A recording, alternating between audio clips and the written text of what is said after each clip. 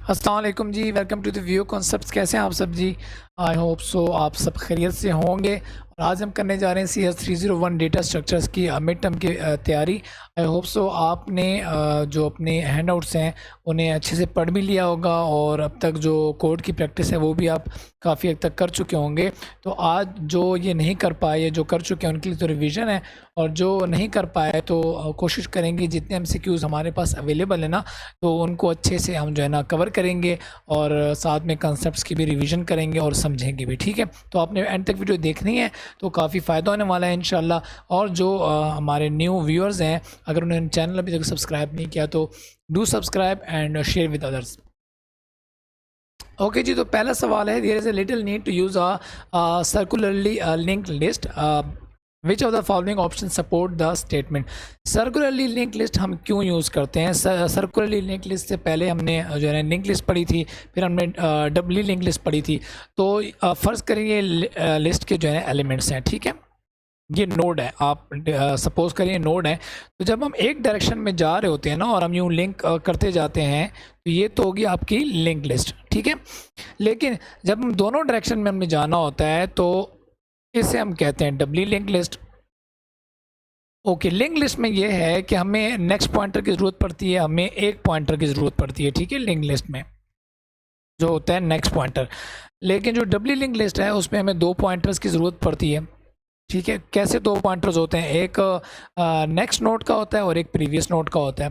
तो इस चीज़ से जो है ना इसमें होता ये है कि एक स्टार्टिंग पॉइंट होता है और एक एंड पॉइंट होता है। जो एंड पॉइंट होता है ना, तो वहाँ पे जो आपका नेक्स्ट पॉइंटर जो होता है ना, वो किसी नल वैल्यू को पॉइंट कर रहा होता है, ठीक है। तो when the node does have next field null, इस वजह से ना हम जो है ना सर्कुलरली लिंक लिस्ट बनाते हैं। सर्कुलरली लिंक लिस्ट में होता ये है कि ये जो हमारे जो नोड्स होते हैं वो कुछ इस तरह शेप इख्तियार कर लेते हैं। कैसे? ऐसे कि ये ऐसे पॉइंट कर रहा होगा, ये ऐसे कर रहा होगा, नेक्स्ट नोड, देखिए लड़ी बनती जा रही है ना, लिस्ट बनती है, लिंक लिस्ट बनती जा रही है। लेकिन अब ये जो लास्ट वाला है ना, ये है ऐसी शेप में कि लास्ट वाला जो है ये नल को पॉइंट नहीं करेगा, ठीक है। बजाय नल के पॉइंट करने के ये सीधा पॉइंट करेगा पहले वाले को, ठीक है। तो ये जो इसका जो करेक्ट ऑप्शन है वो ये वाला है।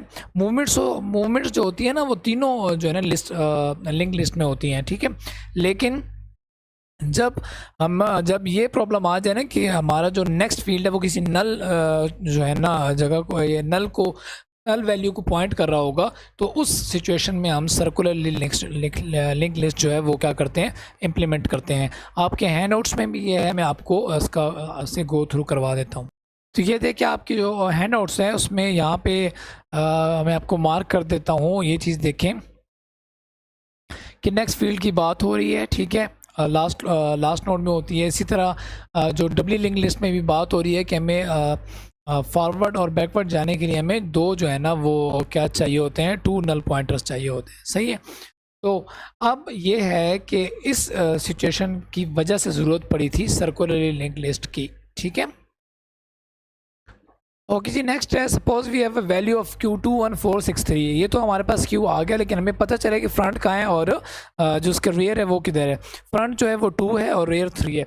यानी फ्रंट पे फ़र्ज़ करें जो बंदा खड़ा है वो 2 है, फिर 1 है। ये आपकी जो क्यू बनी हुई है ना वो कुछ ऐसे बनी हुई है, ठीक है।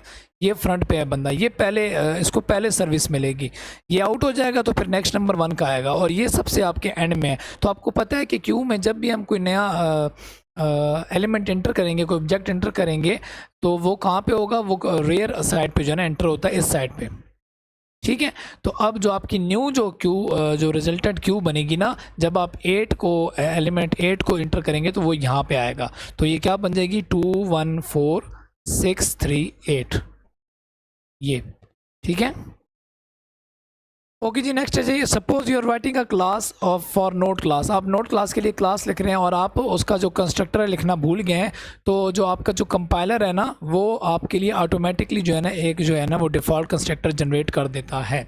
ये आप पढ़ के आ रहे हैं ऊप में भी जी। तो नेक्स्ट है जी, which one option is correct to know the first element of the link list. तो स्टार्ट का मेथड हम इसलिए लिखते हैं जिससे हमें पता चल जाता है कि जो हमारा लिंक लिस्ट का पहला एलिमेंट है वो कौन सा है। आपके हैंड आउट से मैं आपको दिखा देता हूँ, मैंने हाईलाइट किया हुआ है। स्टार्ट का मेथड हम इसलिए लिखते हैं, सही है जी। Moves the current pointer to the very first element. Current pointer को बेसिकली हम ट्रेवर्स करने के लिए यूज़ करते हैं ना, तो वो उसी को जो है ना हम इस फंक्शन के ज़रिए कॉल करते हैं और उसे फर्स्ट एलिमेंट पे ले जाते हैं। ओके जी, next stack can be implemented by which of the following data structure. जो एरे डेटा स्ट्रक्चर है उसको यूज़ करते हुए भी हम जो है स्टैक को इम्प्लीमेंट कर सकते हैं। एक होता है एरे को यूज़ करते हुए हम लोग करते हैं, और दूसरा आप बताएं कौन सा होता है, लिंक लिस्ट। ठीक है, लिंक लिस्ट के ज़रिए भी हम इसको एरे को स्टैक को क्या कर सकते हैं, इम्प्लीमेंट कर सकते हैं। बस इसमें फ़र्क ये होता है कि इसमें हमें लिमिट, हमारे पास जो साइज़ है ना, साइज़ हम वो जो है ना फिक्स्ड होता है, जबकि इसमें अनलिमिटेड होता है। ठीक है, साइज़, बस ये फ़र्क है। जब हमने अनलिमिटेड ऐसा कोई स्टैक हमने बनाना है जिसमें हमें साइज़ ज़्यादा चाहिए, ऑन द में डायनामिकली मेमोरी एलोकेट करवानी है, तो लिंक लिस्ट के ज़रिए हम लोग करेंगे इम्प्लीमेंट। अदरवाइज़ हम साइज़ जो है ना एरे के ज़रिए जो है ना करेंगे इम्प्लीमेंट स्टैक को। ओके जी, नेक्स्ट है start method of list class is use to, ये रिपीट हो गया है। ठीक है, move the current pointer to very first element, ये हमने अभी देखा था इसका प्रूफ। ओके जी, नेक्स्ट है whenever we call a function the compiler makes a stack. Compiler stack बनाता है और and that it uses to fulfil this function call, और इस फंक्शन कॉल को जो है ना यूज़ करने के लिए जो है ना वो स्टैक पे रख देता है। सही है, ये आप इसको पढ़ेंगे, यानी ऐसा होता है ये आपकी एक स्टैक है। ठीक है, स्टैक पे अगर आप फंक्शन ए कॉल करेंगे ना तो वो यहाँ पे स्टैक पे रख देगा ए को। ठीक है, और उसके अंदर कोई और फंक्शन फॉर फंक्शन है, सही है, वो बी कॉल होगा तो वो यहाँ पे तो पहले बी एग्जीक्यूट होगा, जब एग्जीक्यूट हो जाएगा तो उसको पॉप कर देंगे। जब ये पॉप हो जाएगा फिर ए का नंबर आएगा, फिर ए जब कंप्लीट हो जाएगा तो ये भी पॉप हो जाएगा। ठीक है, और हम वहाँ पे रिटर्न हम जो है ना कहाँ पे रिटर्न करेंगे, जहाँ से जो है ना फंक्शन हमारा स्टार्ट हुआ था, कॉल हुआ था। सही है। ओके जी, नेक्स्ट है आपका when an executable programme. Executable programme वो होता है आपके कंप्यूटर में आप देखते होंगे .exe की फाइलें होती हैं, इससे बनते हैं एग्जीक्यूटेबल। तो जब ये रन करते हैं हम कोई एप्लीकेशन, जब आप कंप्यूटर पे चलाते हैं, ठीक है, तो वो क्या होता है, वो कंप्यूटर की मेमोरी में लोड हो जाती है, और जब वो लोड हो जाती है ना तो वो क्या बन जाती है, प्रोसेस बन जाती है। क्या बन जाती है जी, प्रोसेस। अब मैं आपको यहाँ पे दिखाता हूँ टास्क मैनेजर में जो है ना वो खोल के आपको दिखा रहा हूँ। ये आप अक्सर आपने देखे भी होंगे। तो ये सारे जो है ना ये क्या है, अब मेरे जो सिस्टम है इस वक्त, तो मेरे सिस्टम पे ये सारे क्या है, प्रोसेसेस जो हैं, ये देखें ये क्या है, रन कर रहे हैं। ठीक है, तो ये किसी न किसी, यानी जैसे ये WO माई क्लाइंट मैं यूज़ कर रहा हूँ फॉर रिकॉर्डिंग माई वॉइस। तो यहाँ पे ये जो मैंने क्लाइंट चलाया था ना, तो ये एग्जीक्यूटेबल फाइल थी जो बाद में क्या बन गई, प्रोसेस बन गई। ठीक हो गया जी। नेक्स्ट है G D Q operation of Q. Q का जो डी क्यू का ऑपरेशन होता है ना, तो वो क्या करता है, आपकी जो क्यू होती है उसमें से जो फ्रंट का एलिमेंट होता है उसे रिमूव करता है। एक तो ये काम करता है, दूसरा काम ये करता है उसे आउटपुट भी देता है। ठीक है, जो हम रिमूव करते हैं। फॉर एग्जांपल आपकी यहाँ पे क्यू है 421, ये इसका फ्रंट है। जब हम डी क्यू का जो फंक्शन या सॉरी मेथड कॉल करेंगे ना इस क्यू के लिए, तो क्या होगा, ये एक तो इसको रिमूव कर देगा और इसे प्रिंट भी करवा देगा कि हमने ये वाला रिमूव किया है, और आपकी नई क्यू जो है वो बन जाएगी 21। ओके जी, नेक्स्ट है जी consider the following infix expression. Infix वो एक्सप्रेशन होते हैं जो आम हम जिंदगी में यूज़ करते हैं। जैसे यहाँ पे दिया हुआ है 7/8 और फिर प्लस दिया हुआ है आपका 9। तो पहले हमें प्रेसिडेंस पता है कि डिवीजन की जो ऑपरेटर की जो प्रेसिडेंस है वो ज़्यादा है। अच्छा, इसमें जो है ना इस एक्सप्रेशन में दो चीज़ें इस्तेमाल होती हैं, एक होते हैं ऑपरेंड और एक होते हैं ऑपरेटर्स। तो ये जो प्लस और डिवाइड के जो साइन होते हैं ना, ये ऑपरेटर्स होते हैं। सही है, इसको मैं कुछ ऐसे लिखूँगा ताकि आपको समझ आए, 7 डिवीजन 8।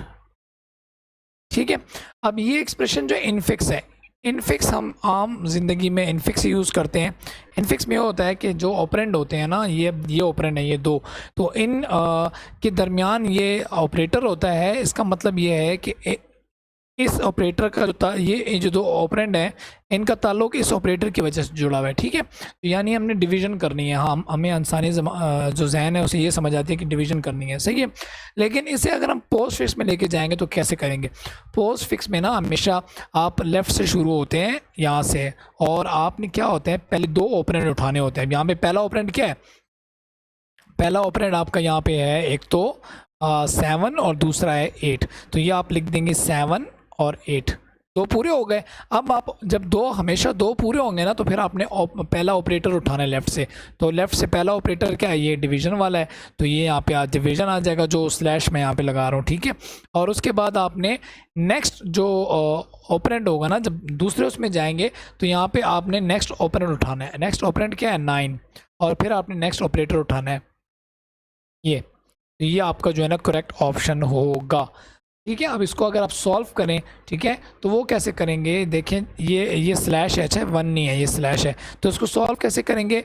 हम पहले दो ऑपरेंड उठाते हैं ना, तो 7/8 पहले मैं इसको सॉल्व कर लूँगा इस पार्ट के लिए, और जो आंसर आएगा ना मेरा, फॉर एग्जांपल यहाँ पे मेरा आंसर आ रहा है अगर मैं इसको 8 करता हूँ फॉर एग्जांपल आपको समझाने के लिए, आंसर 1 आएगा।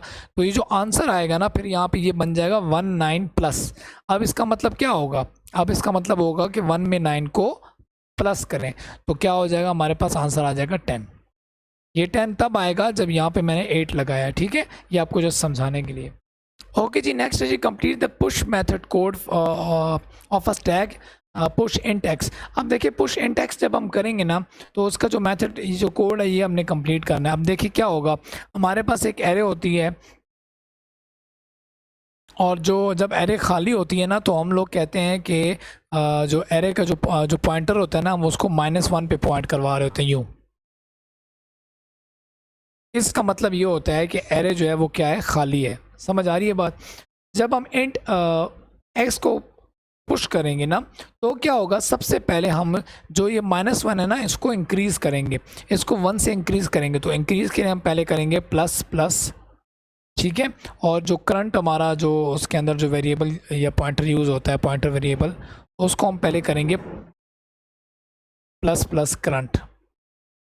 ये तो यहाँ पे करंट -1 था, सबसे पहले वो क्या करेगा? इसको करंट को इंक्रीज़ करेगा। तो वो क्या बन जाएगा?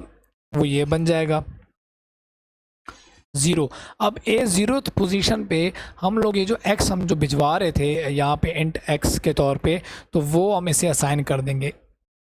और यहाँ पे क्या होगा? हमारा एक एलिमेंट जो है वो हमारे स्टैक में क्या हो जाएगा? पुश हो जाएगा, सही है।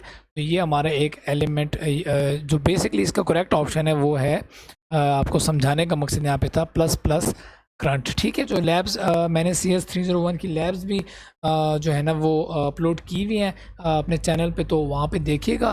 तो इस टैग की इम्प्लीमेंटेशन में मैंने ये डिटेल में करवाया हुआ है जी। नेक्स्ट है जी add 12 method of link list class. Link list में क्लास में जब ये मेथड हम कॉल करते हैं ना तो उसका मतलब ये होता है कि आप लिंक लिस्ट में 12 की जो वैल्यू है वो इंटर कर दें एक नोड के अंदर, सही है।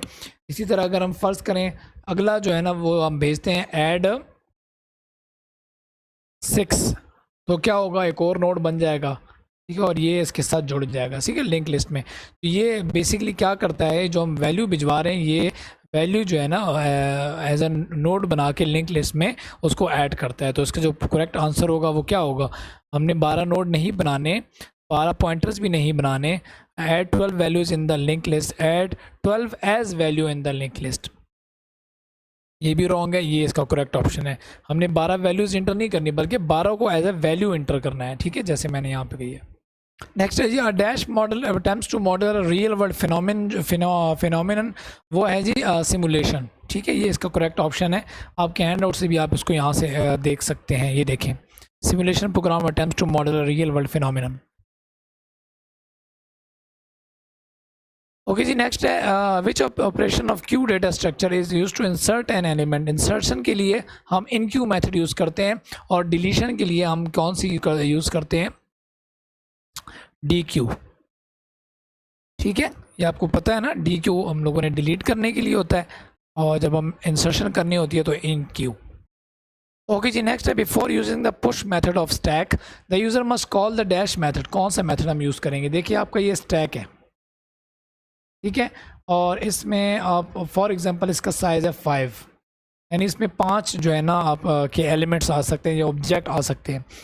अब जब भी आप कोई पुश करना चाहेंगे, यहाँ पे पुश का मतलब होता है यहाँ पे एक ऑब्जेक्ट भेजना चाहेंगे, तो आप कौन सा मेथड जो है ना कॉल करेंगे ये चेक करने के लिए कि कहीं ये स्टैक फुल तो नहीं है। सही है, अगर ये फुल होगी तो हम जो पुश नहीं कर पाएंगे ना एलिमेंट, तो इसीलिए हम इस फुल का जो मेथड है वो कॉल करेंगे पहले ये चेक करने के लिए कि कहीं ये स्टैक जो है वो फुल तो नहीं है। ये अगर ये फुल होगी तो हम जो है वो जो एलिमेंट है वो पुश नहीं कर पाएंगे। ओके जी, नेक्स्ट है we can not remove item randomly from stack and queue both. लेकिन जो पीरियोडिक क्यू होती है उसका सीन अलग होता है। स्टैक एंड क्यू यहाँ पे इसलिए, देखिए क्यू जो है आपकी जो लाइन है उसमें ये होता है, सॉरी जो किताब क्यू जो आपका जो डेटा स्ट्रक्चर है इसमें ये होगा कि जो एलिमेंट ये पहले चला गया, उसके बाद दूसरा आ गया, उसके बाद तीसरा, उसके बाद चौथा। जो सबसे पहला गया ना तो सबसे पहले वही रिमूव होगा। हम 1 को रिमूव पहले नहीं कर सकते, जो हमेशा फ्रंट पे होगा ना, ठीक है, उसे ही हम क्या कर सकते हैं, डी क्यू कर सकते हैं। ठीक है, आपको बताया था मैंने, डी क्यू जो है ना वो यूज़ होता है किस लिए, रिमूव करने के लिए, डिलीशन के लिए। और इसी तरह स्टैक का मामला होता है। स्टैक में भी आपको पता है, अगर आपने फॉर एग्ज़ाम्पल 4 को पुश किया, फिर आपने 2 को पुश किया और फिर आपने 1 को पुश किया, तो आप 2 को जो है ना यहाँ से पॉप नहीं कर सकते। पॉप हमेशा वही होगा जो टॉप पे होगा। सही है जी। ओके जी, नेक्स्ट है back method of list class is use to move the current pointer backward 1 element. ठीक है, 1 स्टेप बैकवर्ड होती है इसके अंदर। सही है, यानी अगर एक आपके पास लिंक लिस्ट है ना 1 2 4, ठीक है, और आपका करंट पॉइंटर यहाँ पे पॉइंट कर रहा है, तो जब आप बैक का मेथड कॉल करेंगे डब्ल्यू लिंक लिस्ट में तो वो जो है ना करंट पॉइंटर आपका यहाँ पे आ जाएगा। ठीक है, ज़्यादा वो मूव नहीं करेगा, सिर्फ एक जो पोजीशन होती है ना वो उसका 1 एलिमेंट जो है ना वो बैकवर्ड जो है ना क्या करेगा, मूव करेगा। नेक्स्ट है जी the dash method list of list will position the current node and last current node at the start of the list. ये स्टार्ट का मेथड था, हम पहले भी करके आ रहे हैं जी। तो नेक्स्ट एमसीक्यूज है हमारे पास, in array list the first case of removing an element is. सबसे जो वर्स्ट केस है हमारे पास एरे में से किसी एलिमेंट को रिमूव करने का, वो क्या है?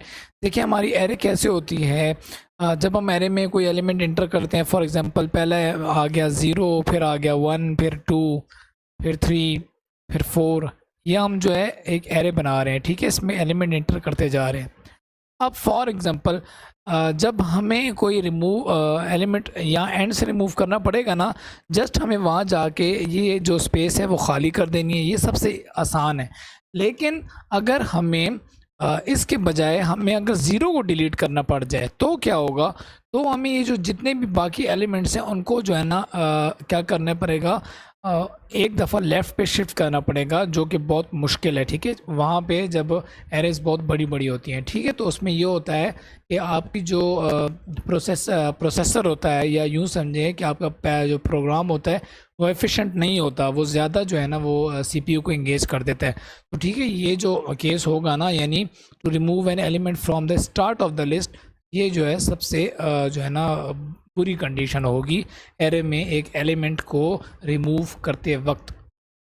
नेक्स्ट है जी null is an invalid address and inaccessible, यानी इससे हम जो है ना एक्सेस नहीं कर सकते। ठीक है, नल को points to the last current node, नहीं जी लास्ट करंट नोड को नहीं करता, स्टार्ट नोड उसको भी नहीं करता, और एक्सेसिबल भी नहीं होता। ठीक है, तो करेक्ट ऑप्शन इसका होगा इनएक्सेसिबल जी। नेक्स्ट है जी which of the following is not a form of expression. Expression जो होते हैं वो इनफिक्स होते हैं एक तो, और एक प्री फिक्स होते हैं और एक पोस्ट फिक्स होते हैं। तो पास फिक्स कोई जो है ना वो एक्सप्रेशन नहीं होता, तो यहाँ पे जो पास फिक्स है वो यहाँ पे ऑप्शन होगा, क्योंकि वो कोई भी एक्सप्रेशन का नाम नहीं है जी। तो नेक्स्ट है जी the dash level of an any leaf in a binary tree is called the depth of the tree.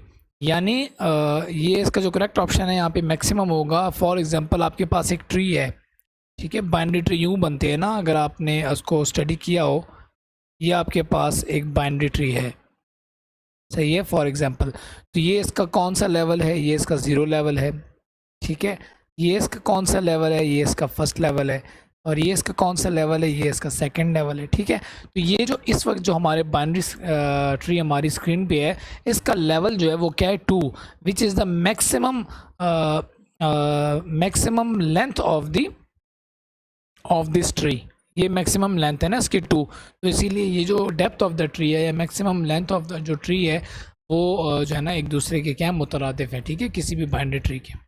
Next है जी इन डबली लिंक लिस्ट, जैसे कि हम ऊपर पढ़ के आ रहे हैं, इसमें हम ट्रेवर्स कर सकते हैं आगे की तरफ भी और पीछे की तरफ भी, ये डबली होता है, सही है।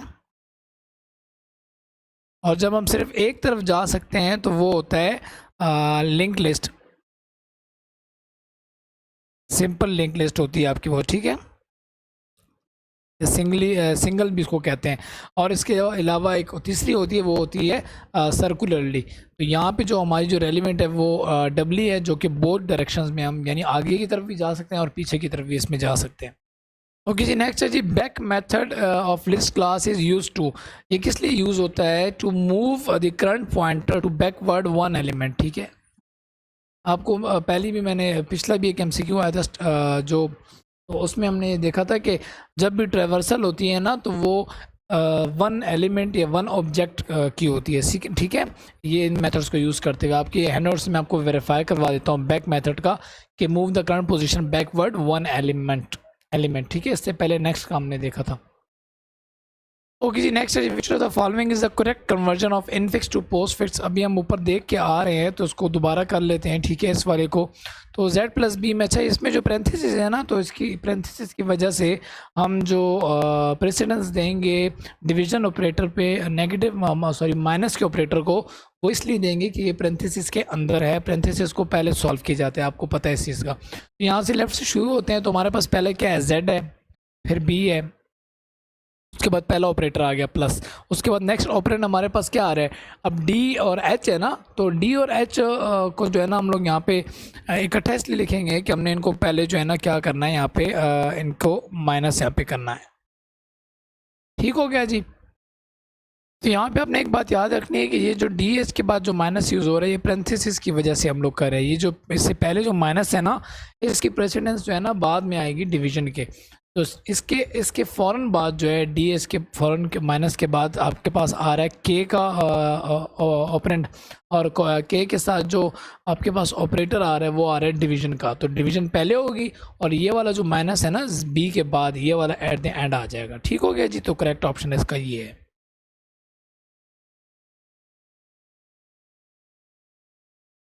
ओके जी, नेक्स्ट है usage of the class of a data structure. यानी एक क्लास बनी हुई आपकी किसी भी डेटा स्ट्रक्चर की। फॉर एग्जांपल यहाँ पे आप नोड को उठा लें, नोड की क्लास आपकी बनी हुई है। तो क्या जो आपको प्रोग्राम होगा, कोड ऑफ द प्रोग्राम होगा, उसमें क्या चेंजिंग आएगी, वो सिंप्लीफाई हो जाएगा, ठीक है। यानी इसको हम इसकी रीयूजेबिलिटी बढ़ जाएगी और नोड की क्लास को इंक्लूड करके अपने प्रोग्राम में हम उसे आसानी से इस्तेमाल कर सकते हैं अपने कोड में। ओके, नेक्स्ट जी suppose we have given the following data set for a queue. अब ये जो डेटा सेट बनाया है ना, इससे हमने क्यू बनानी है। अब बनाते हैं क्यू जी। सबसे पहले 3 आ गया, हम जो लाइन बनाएंगे वो यूँ बनाएंगे, ठीक है। सबसे पहले 3 आ गया जी, इसकी सर्विस होगी। इसके बाद 7 आ गया, तो उसके बाद 5 ऐड हो गया, फिर क्या ऐड हो गया, 2 ऐड हो गया, और फिर क्या हो गया, 4 ऐड। तो तीर का निशान इस वक्त इस तरफ है। तो सबसे पहले जो एलिमेंट ऐड हुआ वो आपका है फ्रंट, ठीक है, ये आपको समझाने के लिए। और सबसे लास्ट पे जो ऐड हुआ वो है रियर। यहाँ तक क्लियर है। अब वो कहता है what will be the resultant queue if we call a front method. अगर फ्रंट मेथड को हम कॉल करें तो हमारे पास रिजल्टेंट क्यू जो है वो क्या आएगी। अच्छा, फ्रंट का मेथड करता क्या है, फ्रंट का मेथड ये मैं यहाँ पे लिख देता हूँ। ये जो फ्रंट का मेथड है ये वाला, ये करता क्या है, इसको हम बाद में देखेंगे। पहले हम देखते हैं कि जब हम इसकी इम्प्लीमेंटेशन, अभी जैसे मैंने आपको ये करवाई हुई तीर का एरो का जो एरो राइट की तरफ जाना, तो वैसे जो जनरली जो है वो लेफ़्ट की तरफ होता है, ठीक है।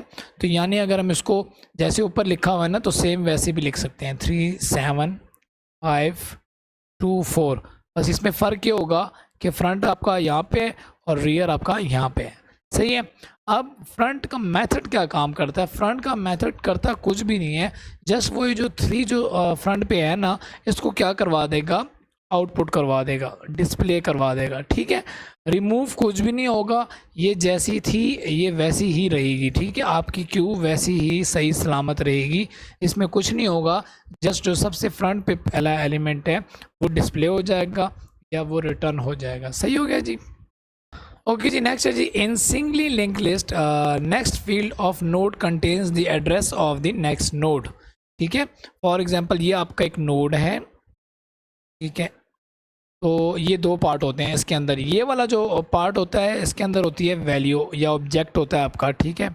और ये जो होती है यहाँ पे आपका नेक्स्ट पॉइंटर होता है, सही है। अब जब यहाँ पे मैं दूसरा नोड डालूँगा ना, ठीक है, इसमें भी नेक्स्ट होगा और इसमें भी यहाँ पे वैल्यू होगी। अब जब हमने जब से लिंक लिस्ट बनानी है इन नोड को यूज़ करते हुए, तो हम करते क्या है, इनको जोड़ देते हैं आपस में। वो कैसे जोड़ते हैं कि ये जो एड्रेस जो फील्ड है ना जिसका जिक्र हो रहा है यहाँ पे नेक्स्ट फील्ड, तो इसमें हम जो अगला जो आपका नोड है ना उसका एड्रेस डाल देते हैं, ये देखें, ठीक है, address of the next node. और इस तरह करते करते करते हम जो है ना काफ़ी जो है ना उसकी जो है ना लिस्ट बना सकते हैं, काफ़ी नोड्स को एक दूसरे के साथ कनेक्ट करके। ये बात हो रही है सिंगली लिंक लिस्ट की। और सिंगली लिंक लिस्ट की एक खासियत ये है कि इसमें हम सिर्फ एक ही साइड पे ट्रेवर्स कर सकते हैं, ठीक है, यानी आगे की तरफ ही जा सकते हैं, पीछे नहीं आ सकते। ओके जी, नेक्स्ट है postfix form of the expression a plus B multiply by C and parenthesis a plus B parenthesis close multiply by C. तो ये दोनों एक जैसे होंगे या डिफरेंट होंगे? आपको क्या लगता है? देखिए पेरेंथेसिस आ गया है तो यहाँ पे जो प्रेसिडेंस है वो यहाँ पे प्लस की प्रेसिडेंस पहले है और स्टार यानी मल्टीप्लिकेशन की बाद में। यहाँ पे जब पेरेंथेसिस नहीं होंगे तो पहले हम मल्टीप्लिकेशन को सॉल्व करेंगे फिर प्लस को। तो ये दोनों डिफरेंट है ना, तो इसका जो आंसर आएगा वो होगा डिफरेंट, ठीक है। इसकी जो पोस्ट फिक्स बनेगी ना वो भी डिफरेंट होगी। ओके जी, नेक्स्ट आपके पास आ गया जी correction from infix to postfix. तो हम लोग काफ़ी करके आ रहे हैं, आपने हैंडआउट्स में भी अपने देखे हुए है। तो अब आपने इसमें ये आपने बताना है कि ये वाला करेक्ट है या नहीं है, या आपने मुझे बताना है, ठीक है। करके ख़ुद इसको ट्राई करें और कमेंट करके मुझे ज़रूर बताएं। वीडियो पसंद आ रही है तो लाइक करें, अपने फ्रेंड्स के साथ भी शेयर करें ताकि अगर आपको चीज़ें समझ आ रही है तो उन्हें भी समझ जाएँ। अपने कैंपस के जो जितने भी आपके कोलीग्स हैं, आपके कोर्स मेट्स हैं या ऐसे फ्रेंड्स हैं जो किसी और कैंपसेस में पढ़ते हैं, तो डू प्रोमोट व्यू कॉन्सेप्ट्स को। काफ़ी मेहनत लगती है ये वीडियोस बनाने में। हमारी पूरी कोशिश होती है कि हम जो सिर्फ आपको टिक मार्क ना करवाएं बल्कि साथ में आपके कॉन्सेप्ट्स भी क्लियर करवाएं in addition to find a correct answer. जी नेक्स्ट है जी 2 multiply by parenthesis 7 plus 8 parenthesis close -6। ये कौन सा एक्सप्रेशन है? इनफिक्स है, प्रीफिक्स है, पोस्ट फिक्स है, ठीक है। दो आप देखें दरमियान में ऑपरेटर आ रहे हैं ना, तो ये इनफिक्स होगा, सही है। ये लॉजिकल वगैरह नहीं है, ये गलत किया है उन्होंने। Infix is a correct answer, ठीक है। यानी अगर हमने लिखना है ना 7, हमने लिखा है 7 प्लस 8, तो प्लस ऑपरेटर जो है वो इन, तो ये है इनफिक्स। इसी तरह अगर हम लिखते हैं 7 8 प्लस प्लस बाद में आया है तो हम लिखते हैं पोस्ट फिक्स। और इसी तरह अगर आ जाए प्लस 7 8 तो ये पहले आ रहा है तो हम लिखेंगे प्री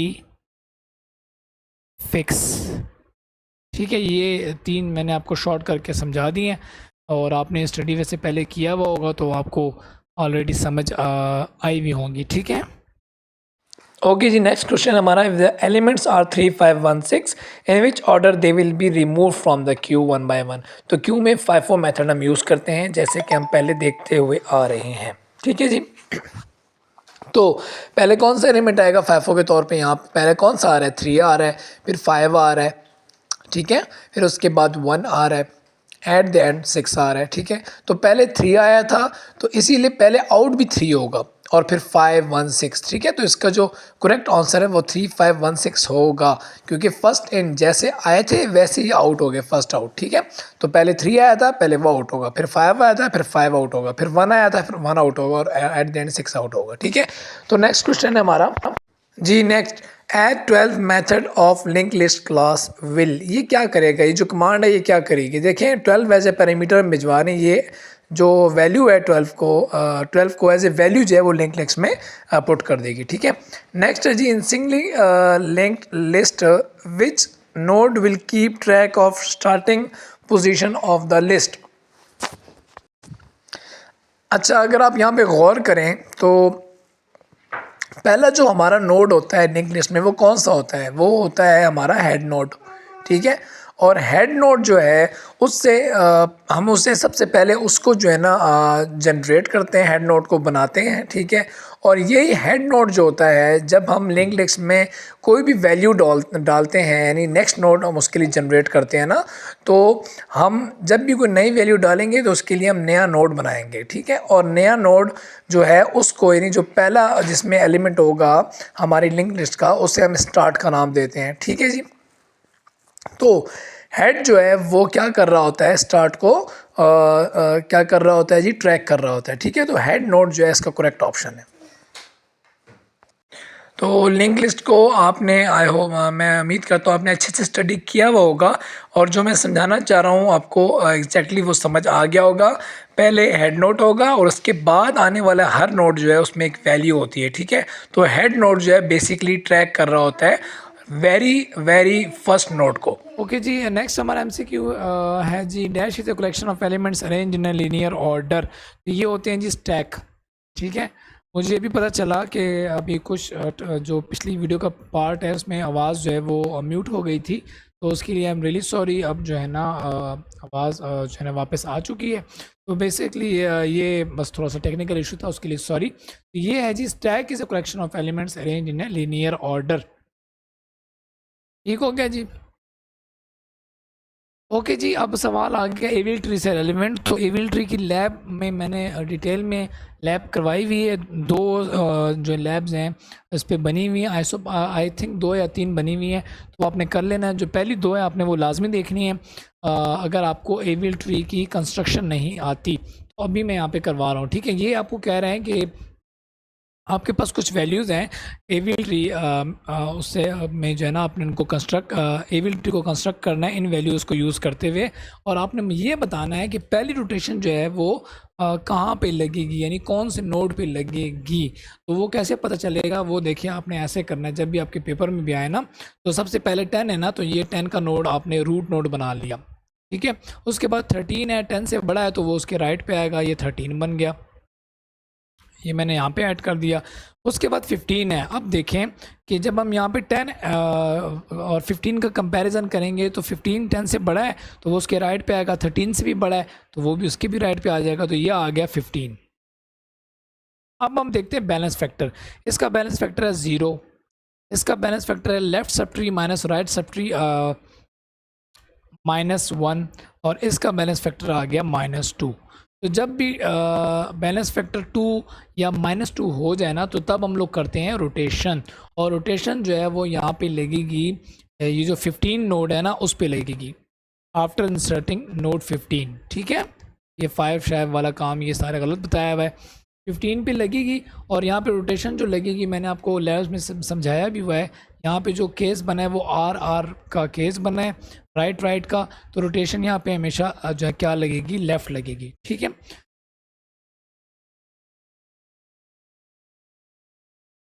और यहाँ पे नहीं लगेगी रोटेशन, यहाँ ऊपर लगेगी इस जगह पे, ठीक है। ये लेफ़्ट रोटेशन आपके लगेगी। रोटेशन के बाद जो सीन बन जाएगा ना वो कुछ ऐसे बन जाएगा, 13 आपका रूट नोड हो जाएगा, 10 उसके जो है ना लेफ़्ट पे आ जाएगा और 15 उसके राइट पे आ जाएगा। और ये अब इसका बैलेंस फैक्टर निकालें, इसका 0 है, इसका 0, इसका 0 है, तो it's okay. Now it is okay to further construct the tree. लेकिन हमने अब पहली रोटेशन का बताना था, वो हमने बता दिया, तो हमारा काम यहाँ ख़त्म हो गया। ओके, यहाँ पे कह रहे हैं generally there is a how many cases to delete a node from a BST। Binary search tree से डिलीट करने के कितने जो है ना वो जनरल तरीके हैं, या तरीके ना कहें केसेस हैं, ठीक है, सॉरी केसेस का वर्ड मैं यूज़ करूँगा, तो वो हैं जी आपके 3, 2 नहीं है, ठीक है। 3 किधर है आपके हैंड से, अब देख लेते हैं। We have seen in the discussion of deleting a node from a BST that we have 3 cases, ठीक है। तो ये वो 3 केसेस हैं, आपने इनको क्या कर लेना है, इनको पढ़ लेना है। लेकिन चले मैं आपको उसको यहाँ पे करवा देता हूँ। एक तो होता है आपका रूट नोड, ठीक है, A, या इसको मैं कहूँगा B, ठीक है, और एक आपका ये लेफ़्ट चाइल्ड होता है A, और एक आपका राइट चाइल्ड होता है C, ठीक है। तो यहाँ पे एक और भी मैं यहाँ पे जो है ना वो एंटर कर रहा हूँ D, ये नोड आ गया। अब वो 3 केसेस कौन कौन से हैं, सही है, ये जो है ना B है, सही है, ये B है, मैं आप साफ करके लिख देता हूँ, ये कन्फ्यूजन ना हो, सही है। अब वो 3 केसेस कौन कौन से हैं, पहला केस तो ये है कि जिसे आप डिलीट कर रहे हैं ना नोड को, वो लीफ नोड हो। अब यहाँ पे लीफ नोड कौन कौन से हैं, एक ये लीफ नोड है। लीफ नोड कौन सा होता है आपको पता है ना, लीफ नोड वो होता है जिसके राइट और लेफ्ट चाइल्ड जो है ना वो नल हो, ठीक है, राइट या लेफ्ट पे कोई भी चाइल्ड ना हो, वो लीफ नोड होता है। ये पहला केस है कि या हम इसको डिलीट करें या हम इसको डिलीट करें, सही है, ये पहला केस है। दूसरा केस क्या होता है, दूसरे केस में ऐसा होता है जी कि दूसरे में या तो हम जो नोड डिलीट कर रहे हैं ना, या तो उसका एक लेफ्ट या राइट, इनमें से कोई एक जो है ना मौजूद होता है। फ़र्ज़ करें हम A और D को डिलीट नहीं करते, हम C को डिलीट करते हैं, तो ये केस 2 है। केस 2 क्यों है कि इसमें देखें कि इसके राइट जो है ना चाइल्ड वो मौजूद है, ठीक है, तो यानी एक चाइल्ड मौजूद है।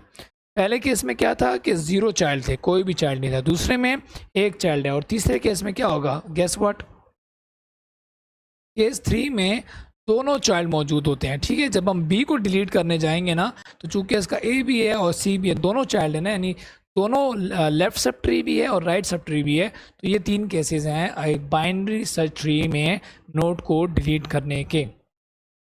अगर आपको समझ आया कंसेप्ट तो कमेंट करके मुझे ज़रूर बताएं, ताकि मुझे भी पता चले ना कि मैं कैसे समझा रहा हूँ, ठीक है। तो अगर आपको अच्छे से समझ आ गया तो ज़रूर आप रिप्लाई करेंगे, मैं आपके कमेंट का ज़रूर वेट करूँगा, ठीक है। ओके जी, नेक्स्ट है जी, suppose we want to create the right child of a node P। अब हम यहाँ पे एक नोड बना लेते हैं P। अब वो कहते हैं हम उसका एक राइट चाइल्ड बनाना चाह रहे हैं और उसकी वैल्यू जो उसमें सेट करना चाह रहे हैं वो x की करना चाह रहे हैं, तो हमें कौन सी स्टेटमेंट यानी कौन सा ऑपरेशन या कौन सा मेथड जो है ना वो यूज़ होगा, ये आपके हैंडआउट्स में आपको दिया हुआ है, आपने देख लेना है। बेसिकली वो चाह ये रहे हैं कि ये इसके राइट है ना, यहाँ पे एक न्यू नोड बन जाए, ठीक है, और उसमें वैल्यू चली जाए x, ठीक है। तो जो मेथड इसके लिए यूज़ होता है ना वो होता है आपका सेट राइट, ठीक है, और उसमें आप जो पैरामीटर भिजवाते हैं वो ये वाला नोड भिजवाएंगे P, ठीक है, और ये वाली वैल्यू भिजवाएंगे x, सही है। ये वाला इसका करेक्ट ऑप्शन, ये रॉन्ग है, ठीक है, ये आपके हैंड आउट से भी देख लें आप, ये मैंने हाईलाइट किया हुआ है, पॉइंटर पे नज़र रखें, ये ठीक है। तो creates the right child node of a P and the child node contains the info x। Okay जी, नेक्स्ट है जी, what will be the level order traversal of the given binary search tree BST। तो level order जो होता है ना, ये मैं आपको पिक्चर दिखा रहा हूँ, ये बेसिकली लेवल ऑर्डर है। लेवल का मतलब ये है, ये लेवल है, आपको मैं वहाँ करके दिखाता हूँ। देखें ये लाइन जो लगी हुई है बेसिकली क्या है, मैं आपको वहाँ पे करके दिखाता हूँ। ये है पहला लेवल 0, ये है दूसरा लेवल 1, ये है लेवल 2, और ये है लेवल 3, और ये है लेवल 4। समझ आ गई ना आपको बात। अब लेवल ऑर्डर ट्रेवर्सल में करना हमने क्या होता है, हमने बेसिकली करना ये होता है कि जो लेवल वाइज जो भी हमारे पास रिकॉर्ड्स हैं ना, हमने उनको प्रिंट आउट करवाना होता है, ठीक है। तो पहले लेवल जो था वो क्या था, 0 था, तो सबसे पहले ये वाला लेवल उठा लें, इसमें क्या है 6 है, नोड 6 पड़ा हुआ है। उसके बाद दूसरा लेवल उठाएं, इसमें क्या है 2 और 8 पड़ा हुआ है। फिर क्या अगले में 1 और 5, ये ट्रेवल्स कर रहे हैं हम, ठीक है, लेवल ऑर्डर ट्रेवल्सल कर रहे हैं। उसके बाद नेक्स्ट क्या है, मैंने इसको मिस कर दिया, ये 5 है, 3 है, 3 है, ये आ गया 3 और देन 4, ये इसका करेक्ट ऑप्शन है। ये कौन सी हमने ट्रेवर्सिंग की है, लेवल ऑर्डर ट्रेवर्सल की है, ठीक है। ये इसका करेक्ट ऑप्शन है, ठीक है, ये ऑप्शन डी जो है लास्ट वाला। ओके जी, लेवल ऑर्डर ट्रेवर्सल जो है फॉर बाइनरी सर्च ट्री जो है ना, वो इम्प्लीमेंट होता है non recursive, only through non recursive method, ठीक है। इसमें रिकर्सिव मेथड हम यूज़ नहीं कर सकते। ये आप कर्सर पे नज़र रखें। Surprisingly its implementation is simple using non recursive method and by employing queue instead of stack. ये आप इसको देख लें। ये आपको किसकी इम्प्लीमेंटेशन बता रहा है जी? ये आपको बता रहा है लेवल ऑर्डर की ट्रेवर्सल की इम्प्लीमेंटेशन के बारे में। अच्छा, आपके कंसेप्ट से रेलिवेंट है। ये जो अगला एमसीक्यू है बहुत ज़रूरी है, बहुत ज़बरदस्त एमसीक्यू है कि whenever a node is deleted from a binary search tree dash has to be maintained, what has to be maintain, in order traversal has to be maintained, ठीक है। ये आप यहाँ से देख लीजिए। अब मैं आपको समझाता हूँ कि क्या क्या है। देखिए, आपके पास एक जो है मैं आपको एक डेटा देता हूँ। फॉर एग्ज़ाम्पल 2 4 1 6, इसका मैं आपको कहता हूँ बाइनरी सर्च ट्री बनाएं। आप पहले 2 को एंटर करेंगे, ठीक है। उसके बाद 4 उसके राइट पे आ गया, के बाद 1 आ गया, के लेफ़्ट पे छोटा है ना 2 से, उसके बाद 6 2 4 6। तो ये आपके पास क्या आ गया? BST। आपके पास क्या आ गया? BST। अब इसमें इन ऑर्डर ट्रेवर्सल आपने करनी। जब भी आप इन ऑर्डर ट्रेवर्सल करेंगे ना, तो ये आपको तरतीब में नंबर देगा। किस में देगा? तरतीब में। इन ऑर्डर ट्रेवर्सल में क्या होता है? पहले लेफ़्ट, फिर नोड और फिर राइट, ये चेक करना होता है। हम ऊपर से स्टार्ट लेते हैं, यहाँ से देखें। पहला नोड है। अब आपने इसकी ट्रेवर्सल देखनी है अच्छा गौर से। पहले हम नोड नहीं देखते, पहले हम लेफ़्ट देखते हैं। ये लेफ़्ट पे आया, अब इसका भी हम लेफ़्ट देखेंगे, लेफ़्ट नल है। अब हम इस नोड को प्रिंट कर देंगे 1, ठीक है। उसके बाद हम इसका राइट देखेंगे, नल है। ये देखें ना, लेफ़्ट नोड राइट, राइट नल है। अब हम ऊपर जाएंगे, तो ये वाला नोड जिसका लेफ़्ट चेक हो गया है, अब इस नोड को हम प्रिंट करेंगे 2। अब हम इसका राइट चेक करेंगे, इसका लेफ़्ट है नहीं है, ठीक है। अगर इसका लेफ़्ट नहीं है ना, तो हम क्या करेंगे, इसका जो है वो राइट सॉरी इस नोड को प्रिंट करेंगे विच इज़ 4। फिर हम इसके राइट पे जाएंगे, इसका लेफ़्ट चेक करेंगे, निल है। हम इस नोड को प्रिंट करेंगे 6 और इसका राइट चेक करेंगे, नल है। तो हम सीधा यहाँ पे ये ट्रेवर्सल हमारी ख़त्म होगी। अब देखें ये तरतीब में आ गया ना, 1 2 4 6, समझ गए।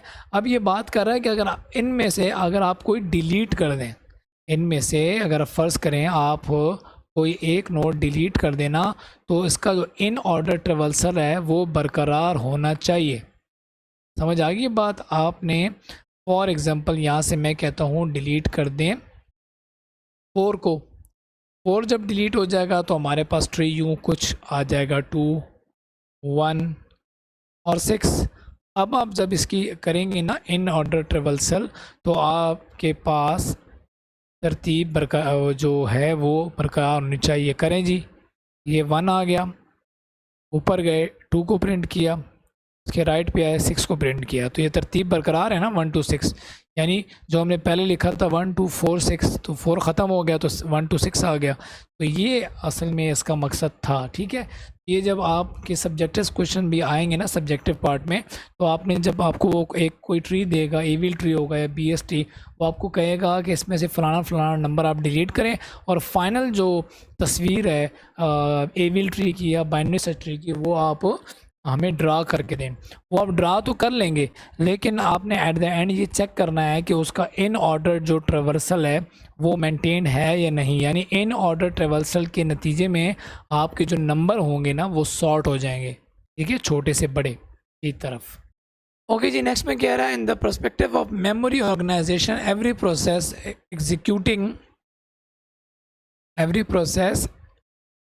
Executing the first part of the memory is for the dash of the programme. तो पहला पार्ट जो होता है वो हमेशा कोड के लिए होता है, ठीक है। ये देखिए, ये कोड है ना, तो जो भी प्रोसेस आप देखेंगे जब उसको आप चेक करेंगे ना, यानी उसके अंदर जो भी मेमोरी ऑर्गेनाइजेशन होगी उसमें जो पहला पार्ट होगा वो हमेशा कोड का होगा, सही है। तो वो यही चीज़ यहाँ पे आपसे पूछ रहा है, तो code is the correct option. Okay जी, नेक्स्ट है जी what will be the preorder traversal. Preorder में ये होता है कि पहले नोड होता है, फिर लेफ़्ट सब ट्री और फिर राइट सब ट्री। ठीक है, तो चेक कर लेते हैं इसको भी। तो यहाँ पे नोड पहला कौन सा है, 45 है, तो यहाँ ये देखें ना 45 नोड है, तो हम लिखेंगे 45। उसके बाद हम इसके लेफ़्ट पे जाएंगे, लेफ़्ट पे जब यहाँ पे आ जाएंगे तो ये वाला नोड प्रिंट हो जाएगा विच इज़ 25। उसके लेफ़्ट पे जाएंगे तो ये 15 आ जाएगा, इसको प्रिंट कर लेंगे। अब 15 का कोई लेफ़्ट तो नहीं है, अब हम ऊपर की तरफ जाएंगे 25 फेस वाले पे। अब हम इसके राइट पे जाएंगे, राइट पे क्या है 35, और आखिर में क्या बच गया 45 के राइट पे क्या है 75। तो ये जो है ना इसका करेक्ट ऑप्शन है ये वाला। ठीक है, ये है प्री ऑर्डर ट्रेवर्सल, उसके लिए NLR होता है, पहले नोड फिर लेफ़्ट सब ट्री फिर राइट सब ट्री। ओके जी, ये क्वेश्चन दोबारा आ गया है, सही है इसमें। तो इन ऑर्डर जो ट्रेवर्सल मेथड है वो शुड बी मेंटेन्ड। नेक्स्ट जी, for a complete binary tree with n numbers of nodes the depth is calculated. जब कैलकुलेट करते हैं तो उसमें हम लॉग लेते हैं। ठीक है, और लॉग जो है वो लेते हैं बेस 2 का n+1 माइनस n1 का, जहाँ पे n जो है वो है नंबर ऑफ नोड्स। ठीक है, ये आपके सामने फार्मूला आ रहा है, तो करेक्ट ऑप्शन आपका होगा log 2 n+1 माइनस 1। ये आपका करेक्ट ऑप्शन है। चेक कर लें दोबारा। क्लियर हो गया जी। किसी नेक्स्ट है, if we return the reference of a local variable from a function. तो लोकल वेरिएबल होता है वो फंक्शन के अंदर ही ज़िंदा होता है, और फंक्शन से जैसे ही हम बाहर आते हैं तो वो मर जाता है। अगर हम उसका रेफरेंस रिटर्न करेंगे ना अपने फंक्शन से, चूँकि वो उसका रेफरेंस हमें मिल जाएगा, नहीं उसका एड्रेस मिल जाएगा, लेकिन वो खुद मर जाएगा, यानी वो खुद वहाँ से गायब हो जाएगा। तो डेंगलिंग रेफरेंस का जो है ना इशू क्रिएट होता है। तो ये आपके हैंडआउट्स में वेरीफाई करवाता हूँ। To avoid dangling reference don't return the reference of a local variable transient from a function. Transient जो है वो लोकल वेरिएबल को कहते हैं। ठीक है, जो किसी फंक्शन के दौरान ही ज़िंदा होते हैं और वो फंक्शन के ख़त्म होते ही वो भी ख़त्म हो जाते हैं, वो लोकल वेरिएबल कहलाते हैं। ओके जी, नेक्स्ट है जी, विच ऑफ द फॉलोइंग जो correct syntax to declare a const function. Const function को डिक्लेयर करने का जो तरीका है उसमें ये होगा कि जो आपका कॉन्स है ना वो आपकी जो पैरेंथेसिस है उसके आखिर में आता है। ठीक है, बिल्कुल एंड में आता है, ये this is a correct option. ठीक है, in reference find in parenthesis और आखिर में कॉन्स्ट। ये आपके सामने ई टाइप रेफरेंस फाइंड मिन पैरेंथेसिस कॉन्स्ट, ये भी एक लिखा हुआ है, ग्रीन में मैंने हाईलाइट किया वैसी चीज़ को आप देख लीजिएगा। ठीक है, ओके जी, आगे कहता है node in a binary tree, यानी बाइनरी ट्री में ये नोड होता है। ठीक है, फिर इसका ये चाइल्ड बनते हैं, एक राइट चाइल्ड होता है, एक लेफ्ट चाइल्ड होता है। ठीक है, ये नोड है, ये जो चीज़ है इसको कहते हैं नोड। अब वो कहता है कि a node in a binary tree can have maximum child nodes. कितने नोड होते हैं 1 2। तो बच्चे जो हैं वो एक नोड के 2 ही हो सकते हैं, 2 से ज़्यादा नहीं हो सकते। ठीक है, मैक्सिमम 2 ही हो सकते हैं। ओके जी, नेक्स्ट कहता है for searching a particular number in binary search tree if it is not present. अगर वो नंबर उसमें नहीं है तो the maximum number of comparison will be dash comparisons at each level. तो हर लेवल पे कितने कंपैरिजन होंगे। देखिए आपके पास एक बाइनरी ट्री है, मैं लिखता हूँ लेट्स सपोज 2, यहाँ पे आ गया 1, यहाँ पे आ गया 3, यहाँ पे आ गया 6, और यहाँ पे आ गया मैं कहता हूँ 4 लेट्स सपोज। तो आपके पास कितने लेवल हैं 1 2 3 4। अब मैंने एक नंबर इसमें ढूंढना है विच इज़ 4। ठीक है, तो मैं पहले इस लेवल पे आऊँगा, देखूँगा जी 2 और इसमें 4 है नहीं है, एक कंपैरिजन हो गया। अब मैं ये एक कंपैरिजन तो हो गया, लेकिन अब मुझे ये भी बता दिया गया है कि 4 जो है वो 2 से बड़ा है। ठीक है, तो वो उसके आपको राइट जो है सब ट्री है इसमें मिलेगा, लेफ़्ट में नहीं मिलेगा। तो मैं लेफ़्ट पे नहीं जाऊंगा, राइट पे आ जाऊंगा।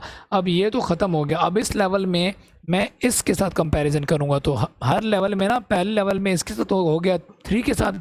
अब जब 3 और 4 का कंपैरिजन करूंगा कि ये कहीं 4 तो नहीं है, तो फिर मैं क्या करूंगा उसके बाद 3 से, चूँकि 4 3 से बड़ा है तो मैं दोबारा इसके भी राइट पे चला जाऊँगा। ठीक हो गया। अब आ गया 6 लेवल 2 पे, तो यहाँ पे हमने एक कंपैरिजन किया, इस लेवल पे भी हमने एक कंपैरिजन किया। अब तीसरे पे आ गए, तीसरा लेवल यानी जो 2 है ना 0 1 2, तीसरा लेवल जो है, तो इसमें भी हम 6 और 4 का कंपैरिजन करेंगे। तो ये एक कंपैरिजन एक और हो गया। लेकिन अब 6 जो है 4 जो है वो 6 से छोटा है, तो अब हम राइट पे नहीं जाएंगे बल्कि लेफ़्ट पे जाएंगे। तो यहाँ पे हम लेवल 3 पे आ गए। तो अब यहाँ पे 4 और 4 का कंपैरिजन एक दफ़ा दोबारा होगा। तो बेसिकली वो ये पूछ रहा है कि हर लेवल पे यहाँ पे कितने कंपैरिजन हुए। हर लेवल पे एक कंपैरिजन होगा, ठीक है। और हर कंपैरिजन होने के बाद हम अगले लेवल की तरफ मूव करते हैं और डेप्थ तक जाते रहते हैं जब तक हमें वो नंबर नहीं मिल जाता। सही है, यहाँ पे तो नंबर मिल गया हमें 4, लेकिन सवाल में वो पूछ रहा है कि if it is not present, ठीक है। तो आपने हर लेवल पे एक कंपैरिजन करना होता है। ओके जी, लेट्स रिवाइज इट, दोबारा ट्राई करते हैं। अब हमने ढूंढना है 2 को, ठीक है। अब 2 को ढूंढना है, 26 में नहीं मिला। अब हम कहाँ जाएंगे, राइट पे जाएंगे, लेफ़्ट पे। 2 चूँकि 26 से छोटा है तो हम लेफ़्ट पे जाएंगे। अब हम यहाँ चेक करेंगे, ये चेक हो गया। अब हम 10 को चेक करेंगे, 10 की भी इक्वल नहीं है। अब हम कहाँ जाएंगे, 10 से 2 छोटा है, हम दोबारा लेफ़्ट पे जाएंगे। हम 3 को चेक करेंगे तो 3 में 2 और 3 नहीं मैच हो रहे। अब हम क्या करेंगे, इसके लेफ़्ट पे जाएंगे। लेफ़्ट पे तो नल है, कुछ भी नहीं पड़ा, ठीक है। तो हम ये कहेंगे कि जो नंबर 2 है इज़ नॉट इन BST, यानी इस बाइनरी सर्च ट्री में 2 मौजूद नहीं है। ओके जी, नेक्स्ट कह रहा है dash is an area in computer memory that is used to allocate memory dynamically. तो डायनामिकली जो मेमोरी एलोकेट होती है हमें वो हीप से होती है। या आप अपने हैंडआउट से भी देख लें कि या आप देखें सबसे लास्ट पे जो मैंने हाईलाइट किया है कि when we allocate memory dynamically in our programs it is allocated from the heap. जी, नेक्स्ट सवाल में पूछ रहा है कि हम मेमोरी जो डायनामिक एलोकेट करवाते हैं वो कैसे करवाते हैं। वो हम करवाते हैं जी न्यू ऑपरेटर को यूज़ करते हुए, ठीक है। कौन सा ऑपरेटर, न्यू, ऑप्शन में है जी, है ये रहा न्यू ऑपरेटर। आप कोडिंग की प्रैक्टिस आपने की होगी तो आपको ये चीज़ें अजीब नहीं लग रही होंगी, I hope so.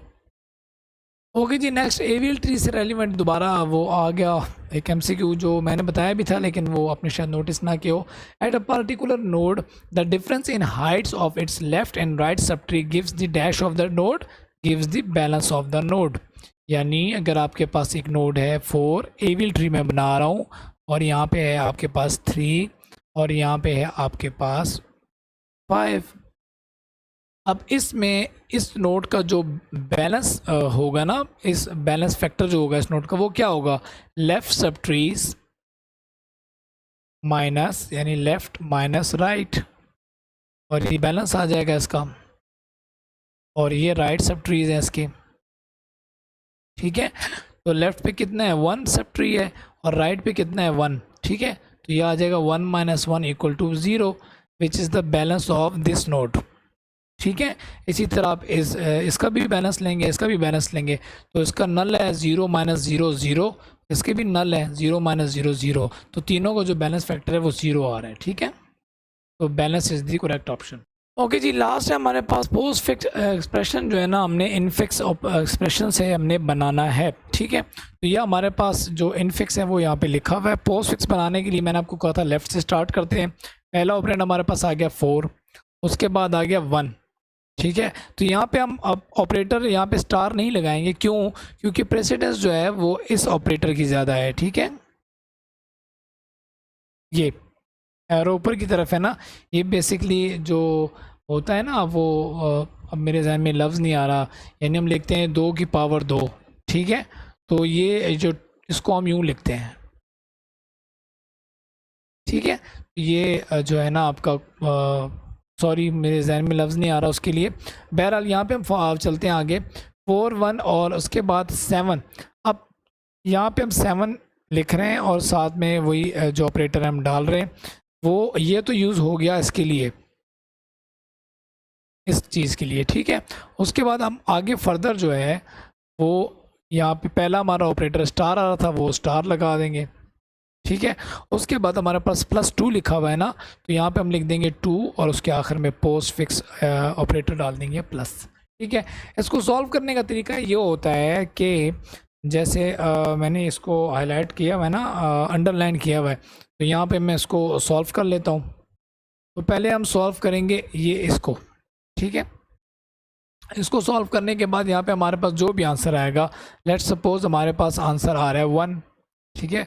1 raised to the 1 power 7 जो इक्वल होता है 1 के, और यहाँ पे आ गया 4, और यहाँ पे आ गया मल्टीप्लाई और हो गया 2 प्लस।